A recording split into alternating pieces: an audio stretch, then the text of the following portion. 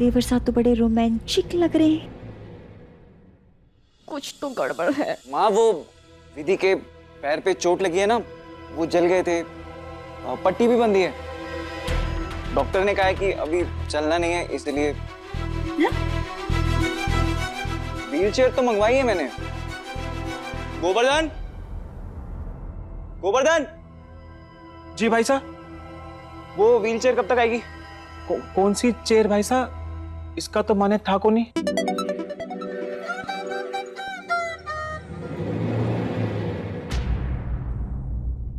मंगवाई थी ना।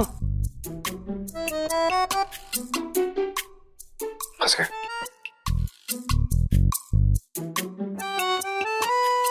वेद, अच्छा लग रहा है कि तुम इसका ध्यान रख रहे हो। बेटा तुम सुंदर के साथ बाहर जाओ ना, लखन को सामान अंदर लाने में मदद कर दो, है ना? हाँ माँ।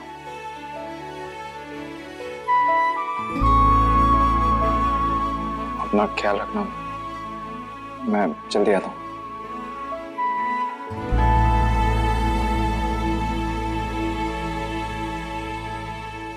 अरे अरे बेटा बैठी रहो। अरे वैसे विधि रानी, तुम्हारे को जरा ये तो बताओ कि थारे पैर में क्या हुआ? ये जला कैसे? वो कोयले में पैर पड़ गए थे भाभी। बस इतने से में इतना जल गया? विधि सच में जला है या फिर वेद के गोदी में बस घूमने का बहाना है ये? दिव्या, इमरती, हम लोग बाहर से आए हैं ना, तो जाओ जाकर हाथ मुंह धो लो। और हाँ, जल्दी से रसोई की जिम्मेदारी ले लो। आज विधि कुछ काम नहीं करेगी।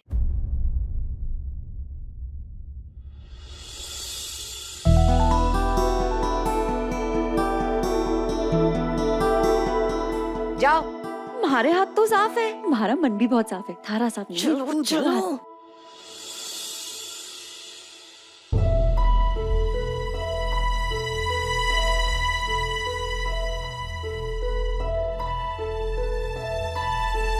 बेटा मैं अभी गुरुजी से मिलने जा रही हूँ। क्या बोलूं उन्हें कि दोनों परीक्षाएं अच्छे से संपन्न हो गई? कोई नियम भंग तो नहीं हुए ना? मेरा मतलब है कि तुम और वेद। नहीं मम्मी जी, दूसरी परीक्षा में पैर जल गए थे मेरे, इसलिए वेद जी इतना ख्याल रख रहे हैं।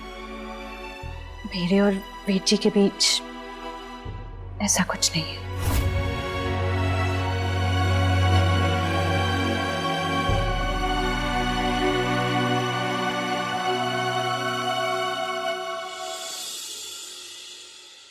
माँ जी सा काय खुसर फुसर कर रही है? हमारे को तो कुछ सुनाई दे रहा को नहीं। आते वक्त देखा नहीं था कि वेद कैसे विधि को चिपका हुआ था। मुझे तो लग रहा है इन दोनों के बीच में हनीमून हो गया। और ना मम्मी जी उसी की जानकारी ले रही है। चुप कर। इस घर में किसी को कोई लाशरमी को नहीं आती है ना, तभी तो।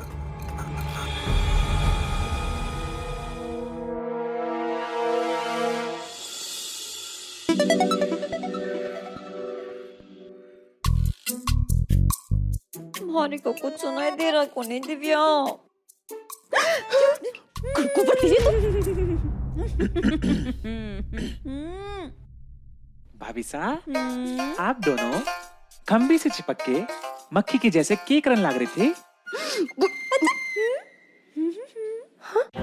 गोवर्धन जी भाभी साहब। हमारे छोटे भैया जी भाभी साहब। थारा इंतजार कर रहे थे। हमारा इंतजार? तुझे पता है हमने ना थारे वास्ते ब्याह में एक छोरी देखी है।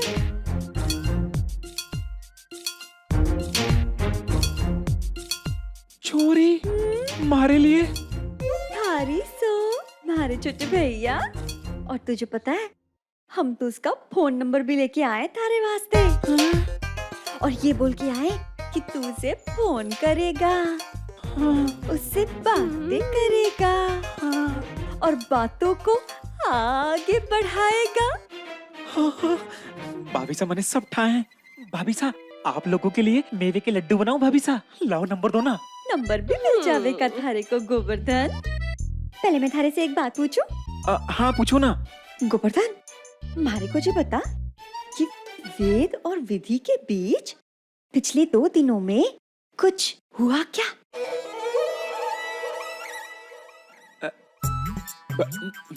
भाभी सा ये बात थोड़ी समझ को नहीं आई। अरे गोबर, मतलब वेद और विधि दोनों ने साथ में कुछ किया क्या? हाँ किया ना। किया? हाँ। गोवर्धन, थारे को यकीन है कि कुछ किया? यकीन? अरे हमारे सामने किया। हाँ थारे सामने किया? हाँ भाभी साहब हमारे सामने किया। कैसी बातें कर रहे हैं? हाँ हाँ हमारे सामने किया, साथ में किया। और साथ में नहीं करते तो कैसे चलता? रम रम रम रम रम रम क्या रम। बोले जा रहे हैं? वो क्या है ना कि छोटी भाभी सा के पैर में ना चोट लग गई थी, तो वेद भाई सा ने और भाभी सा ने साथ में मिलके कल रात को संध्या बाती की। तेरे की गोबर कहेगा। तारे को कुछ खबर को नहीं, जा यहाँ से। भाभी सा हमारे को ऐसा को नहीं बोला करो, मैंने सब था। थारे को ना सब ठान पूछ रहे हैं कुछ और बता रहे हैं कुछ और। निकल यहाँ से। अरे छोड़ ना। भाभी सा वो छोरी का नंबर। ठा, जा। मने से ठाए।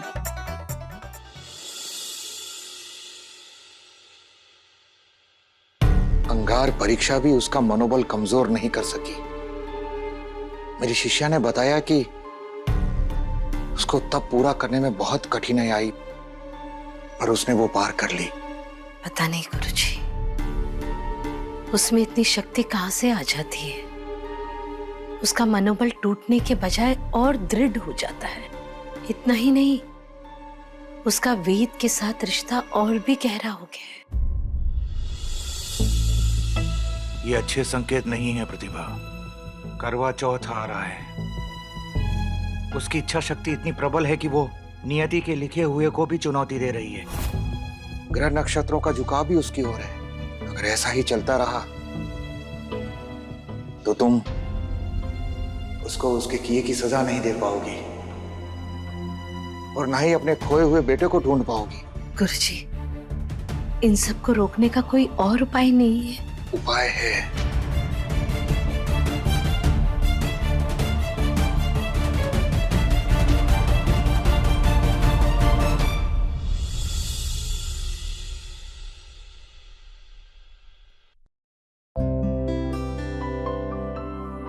सही कहा था डॉक्टर ने, 24 घंटे में असर पड़ेगा। छाले सूख गए, काफी इम्प्रूवमेंट है।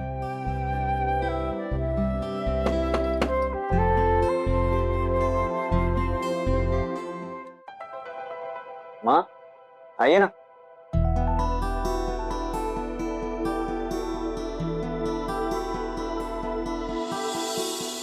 बेटा मैं मदद करूं? नहीं माँ, अब तो बस हो ही गया।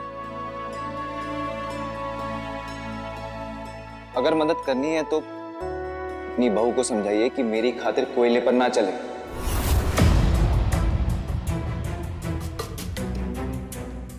तेरी खातिर मतलब? अरे माँ, मेरे लिए दाल बाफले बना रही थी तो उसके लिए कोयले सुलगाए और वही कोयले पैर के नीचे आ गए, ऐसा इसका कहना है।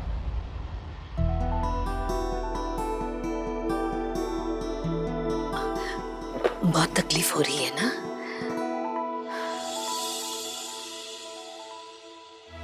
मैं तो मना ही कर रही थी बेटा।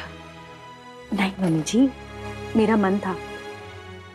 फिर कुछ काम समय रहते ही कर लेने चाहिए। वो तो अच्छा है कि तुम्हारा ख्याल रखने के लिए यहाँ वेद है। जी मम्मी जी, इन्होंने मेरा अच्छे से ख्याल रखा।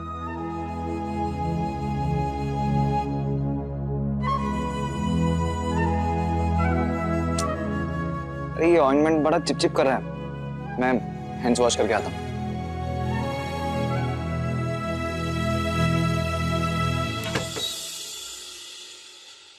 बहुत अच्छा लग रहा है बेटा कि तुमने हर नियम का पालन करते हुए पूरी निष्ठा के साथ ये तब पूरा किया है।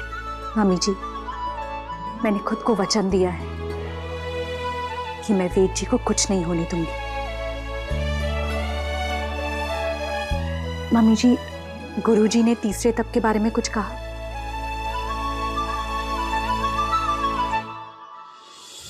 प्रतिभा, हमने विधि को कमजोर करने के लिए जो झूठ बोला था वो सच भी हो सकता है। मतलब वेद पर विपत्ति आ सकती है। याद रखना, वेद को दूसरों के साथ झगड़े में उलझने मत देना, नहीं तो उसके प्राण वाकई में संकट में पड़ सकते हैं। वरना अपने खोए हुए बेटे का बदला लेने की चेष्टा में दूसरे बेटे को भी खो दोगी।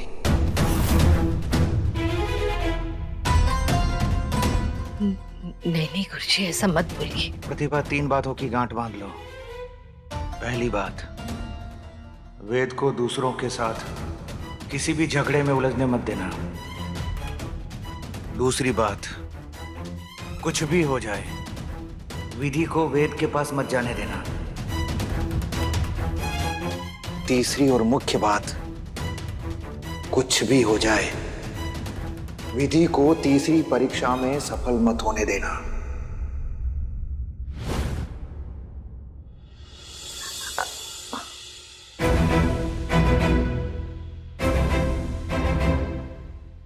मैं बाद में बताती हूँ। अच्छा बेटा, अपना ध्यान रखना।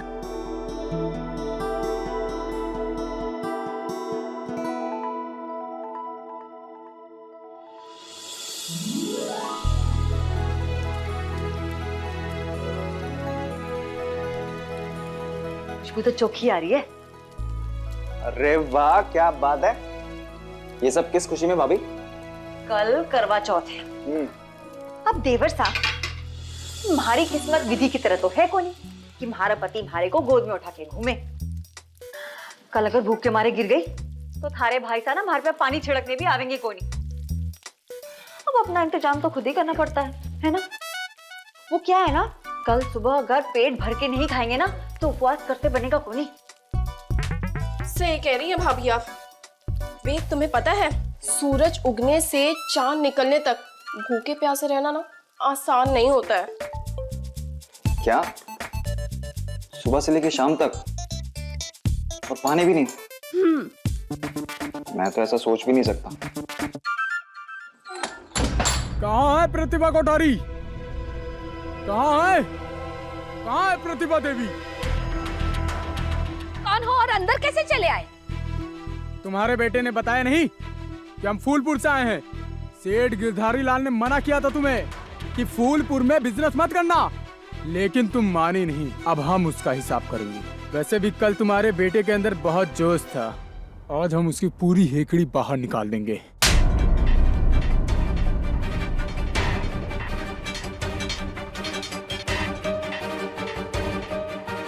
ले, दिखा दिया जोश। अब क्या? कहा था ना उस दिन, अपने सेठ को बोल देना जो उखाड़ सकता उखाड़ ले। एक चाटे से मन नहीं भरा, जो और खाने आ गया है। तू हद से आगे बढ़ रहा है। हम यहाँ भरपाई का दाम तय करने आए थे, लेकिन तुम बात को बढ़ा रहे हो। अब मैं बढ़ रहा हूँ? वेद! बात तो तभी बढ़ गई थी जब तू मेरी शॉप पर आया था, और ये तो मेरा घर है, समझा? महंगा पड़ेगा छोरे। 3 भाई हो ना तुम लोग, तो ही रह जाओगे। 2 2 2। कब कड़ासा आके तेरी गर्दन पे लगेगा ना, पता भी नहीं चलेगा तुझे। तो उसके लिए तो तुझे जिंदा रहना होगा। चल चल। वेद! देख लूंगा तुझे। देख ले।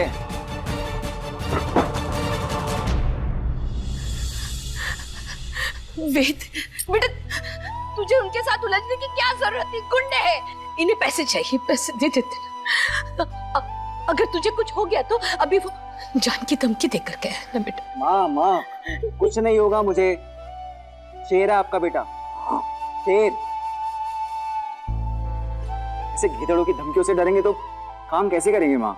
कुछ नहीं होगा, आप डरो मत। अगर तुझे कुछ हो गया तो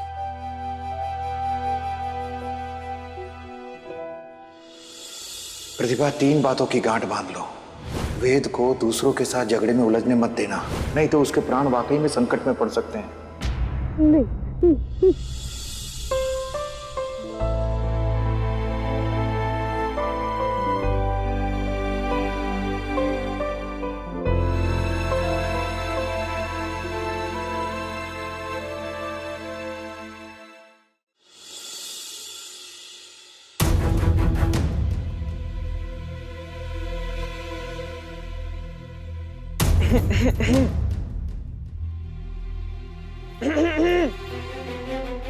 हेलो, हाय, नो रिप्लाई। अरे कहाँ जा रही हो? जहन्नुम। 1 मिनट। जहन्नुम? अकेले अकेले 2 टिकट तो करवाई होगी ना? और मेरे कपड़े कहाँ हैं? रुको, मैं अपने कपड़े ले लेता हूँ। इसमें जगह है ना? आपको जो करना है कीजिए, आपको किसी की बात तो सुननी है नहीं। मेरे मना करने के बावजूद आपने मुझे गोदी में उठा के घर में घुमाया, उसके बाद आज गुंडे से झगड़ा मोल ले लिया। आपको ना जो करना है कीजिए। कमाल करती हो तुम। मेरी जगह अगर तुम होती तो क्या करती? उस गुंडे की बकवास सुनती रहती? एक बात को सुलझाने के ना 100 तरीके होते हैं, पर आपसे बहस करने का कोई फायदा नहीं, इसलिए मैं जा रही हूँ दूसरे कमरे में। 1 मिनट रुको।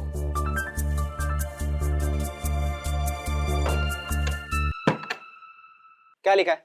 पढ़ो जरा। मैं आपकी पत्नी हूँ, आपने मुझसे शादी की है। करेक्ट। क्या बोला था उस दिन? सही पकड़े हैं। मुझे बार बार वो पर्ची याद दिलाती थी ना। तुम मेरी पत्नी हो और इस हिसाब से मैं हुआ तुम्हारा पति। हाँ लेकिन रुको जरा, रुको।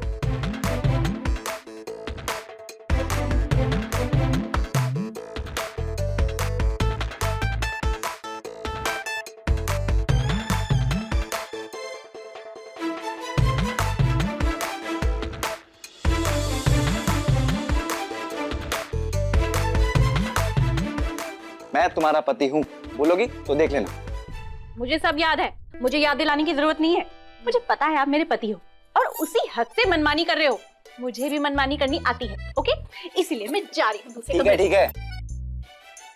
तू जहाँ मैं वहां। चलो। अजीब जिद्दी है। तुमसे ही सीखा है जानी। दीदी बात को खत्म करो ना यार।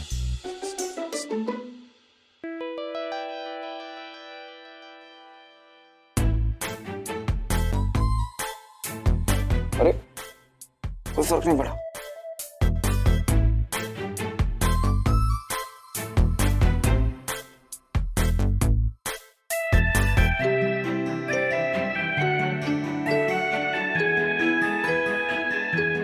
अब क्या करूं?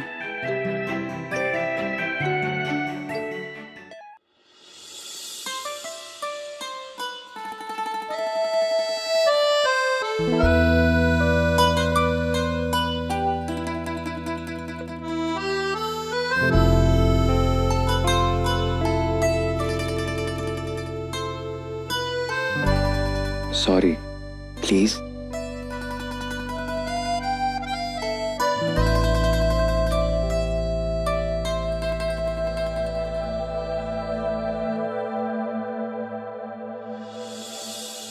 अच्छा ठीक है, पर एक शर्त है। हुकुम मेरे आका। आप मुझे सबके सामने शर्मिंदा नहीं करेंगे और कल करवा चौथ है, आप मुझे व्रत शांति से रखने देंगे। क्या बोला तुमने? तुम्हें शर्मिंदा करता हूं? और जब तक मैं ना बोलूं, मुझसे 2 गज की दूरी बना के रखिए। दोस्ती।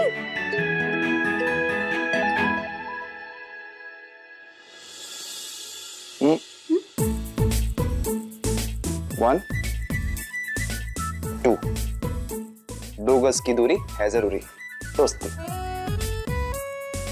आप कपड़े अंदर रख दूं? धन्यवाद। आपका दिन शुभ रहे।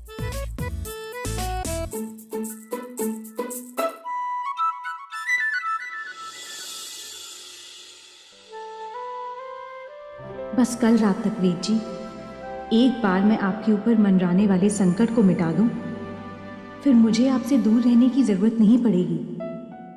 मैं बता दूंगी आपको कि मैं आपसे कितना प्यार करने लगी हूं।